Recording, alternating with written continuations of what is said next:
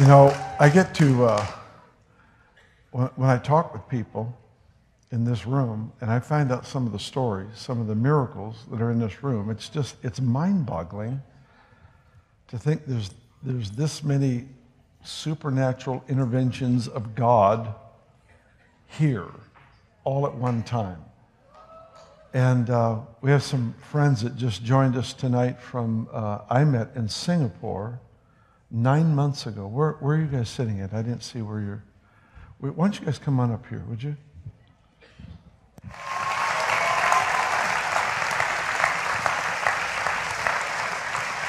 I met them in Singapore.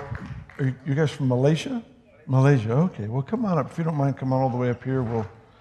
We'll just embarrass you to pieces. And 9 months ago, Jesus did such an extraordinary thing. Why don't you just tell people what Jesus did for you? Yeah. 9 months ago. Is this on? Yeah. It is, okay. I was diagnosed with stage 4 bone cancer. And from the PET scan, the oncologist discovered that the tumors were all over my bones, my spine, neck, my rib cage, and pelvic bones. In fact, there were so many tumors in the bones that the oncologist said that he couldn't count the number of tumors in my bones. He told me then, in March, it was incurable and it's the final stage. In fact, the tumors has eaten up the spine, some of the vertebrae, and it has become hollow. And I was in excruciating pain. I couldn't lie down, I couldn't sleep, I couldn't eat with my right hand, I couldn't move. Even going to do the daily necessities in the bathroom, in the restroom was so tough, and movement was so restricted. And the oncologist told me then that he intended to do radiation on me to kill the pain first, to sustain me, and then to start chemo immediately. But then what happened was, back in December 2011, 3 months before the diagnosis, I actually heard about this conference called Kingdom Invasion in Singapore through my eldest brother John, who resides in Singapore. So I registered then in December, not knowing what will happen to me down the road. And when the PET scan report was out, it was 3 days before the conference. And I told the oncologist, I'm not going to start treatment. In fact, in 2010, I was diagnosed with bilateral breast cancer. He gave me very aggressive chemotherapy, and the whole thing came back within a year on my bones. So I told him this round, I said, I don't have the peace to do chemo somehow. I just want to go down to Singapore because I've registered myself for prayer. And he was stunned. He said, how are you going to go down to Singapore with this condition? You can hardly move. I told him, I don't know.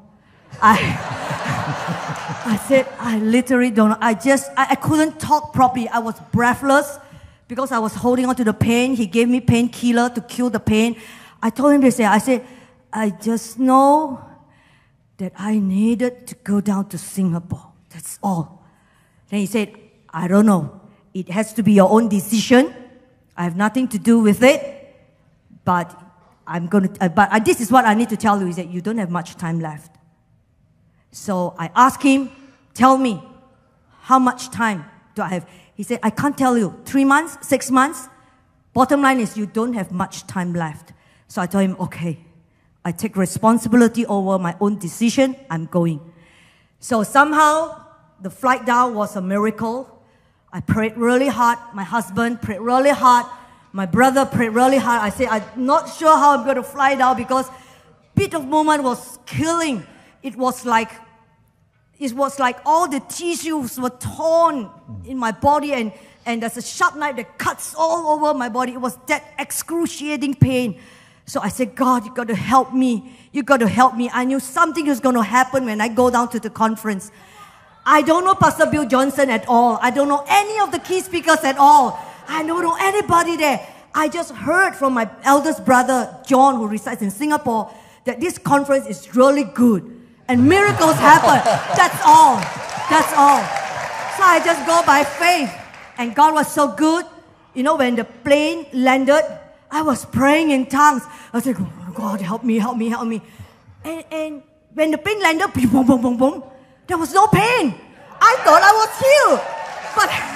But then when the plane stopped, and I said, oh, the pain was there. But the Lord helped me when the plane landed.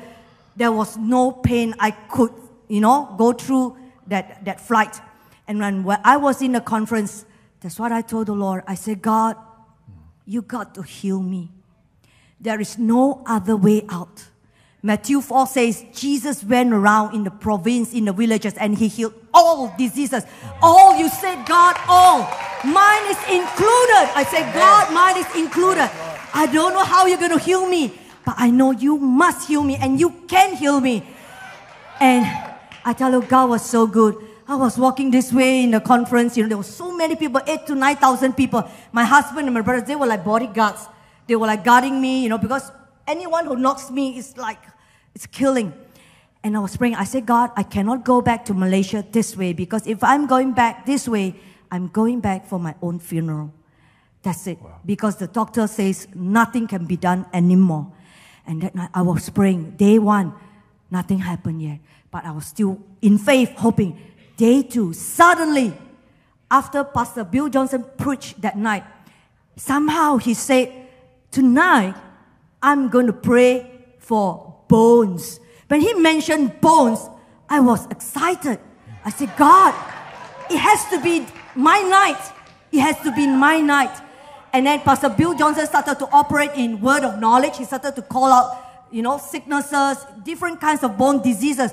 I was paying attention. I was holding on to the pain and waiting for attention. I said, God, you have to be specific so that I know. So that I know it's me. You're going to heal me. It has to be specific. And suddenly, after one sickness after another, the Pastor Bill Johnson called out. Suddenly he said, someone here has got tumors in your bones. When I heard that, my spirit lifted up, my heart came alive. I said, God. Oh God. Amen. Amen, Jesus. Amen. I said, God, that's me. So I stood up. I lifted up my left hand. I couldn't lift up my right hand because it was so painful. But because Pastor Bill Johnson said, tumors here, I wanted him to notice me. There were like 8,000 to 9,000 people. We were like ants down there. And I wanted him to take notice. I was sitting somewhere around that corner. Yeah. Somehow, Pastor Bill, he just turned and said, I knew it's someone from here. And he spotted me. Being so little there, he spotted me. And guess what? His word was so specific. He said, the Lord wants to heal you tonight. I'm so glad for the word he wants, because Pastor Bill didn't say that night, the Lord will heal you. He said, the Lord wants to heal you tonight. That was such a powerful word, like a sword, piercing into my spirit and my soul. And I received that word that night, and that excruciating pain starts to reduce. I felt sensation all over my back. It was like electricity all over my back. And that night itself, those who were healed, we were encouraged to start to do the movement that we couldn't do. So I took the step of faith to start moving my body. It was so tough to move. But that night, after prayer, I started to move. I started slowly because I was so afraid of the pain. It kills. The pain really kills. And then when I moved it, I realized that, hey, things are different now. and then I told the people around me, hold on there. Don't pray yet. I want to try my left side. And I started to move. I said, I can move. And then I said, hold on. I couldn't lift up anything. And I have a pink bag. So I said, hold on, don't pray yet. I'm going to try. And I started lifting up the bag. I can do it. I can do it half the height. And I couldn't be bothered about people sitting around me because of the pain. I don't even know who sat behind me. But that night after prayer, I started to move. And I can see the Chinese girl sitting behind me. I said, great. I said, things are happening. I thought it was good. But the people around me reminded me, the speaker says that if God heals you, it has to be like, if you feel like it's 80%, then, it really works. And I desired for the 80%. And people started to pray, and I started to try it again, and I was able to lift up my hand up that night. It was amazing. It was amazing. Just last week, on the 15th of December, as I do my devotion, the Lord gave me Psalm 105. He reminded me of the miracles that He has done in my life. 15th of December was exactly 9 months after healing. 9 months, exactly 9 months. I went back to see my oncologist. He was totally shocked. Initially, a week after I came back from the conference, I went to him. I said, "Doctor, look at me." And he said, "Yeah, you're on painkillers, still on painkillers, enough of, painkillers." I said, "I stopped taking the painkillers for a week already." "Oh?" I said, "Remember I told you I went for prayer and Jesus healed me." I told him that.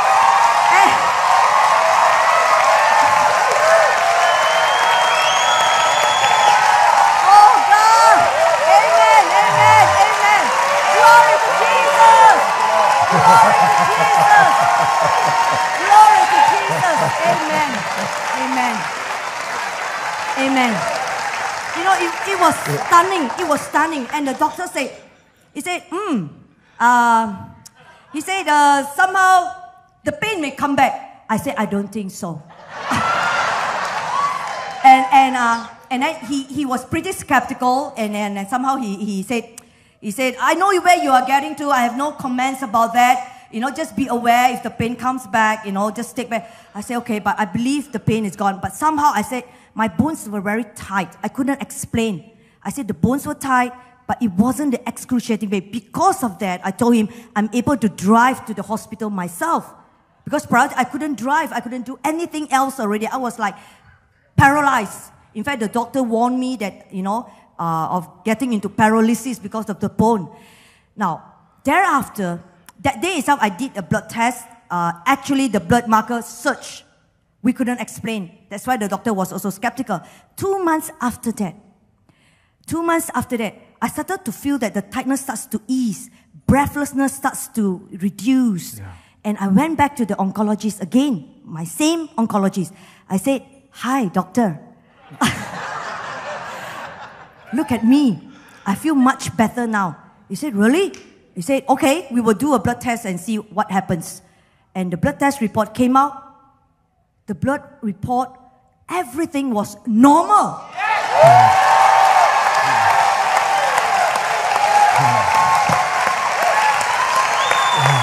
Only Jesus can do it. Yeah. The doctor was shocked. He said, "Did you go anywhere else for treatment?" I said, "No. No treatment? No treatment. Only prayer? Yes, only prayer." And he said, "Whoa, this is a miracle."